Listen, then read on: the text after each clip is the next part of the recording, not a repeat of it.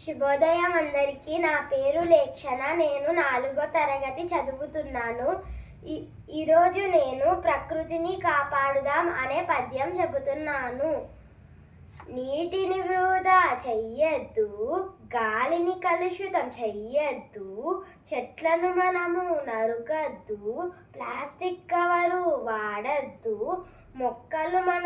మొక్కలు మనము నాటాలి, రోజు నీళ్లు పొయ్యాలి, శుభ్రత పాటించాలి,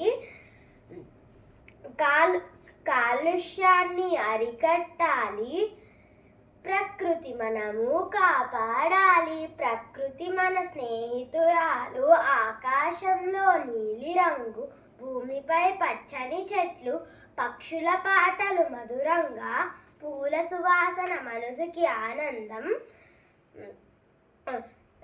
నదులు పాడే పాటలు, గాలిలో చల్లని స్పర్శ. ప్రకృతిని మనము ప్రేమిద్దాం, భూమిని మనము కాపాడుదాం. ధన్యవాదములు.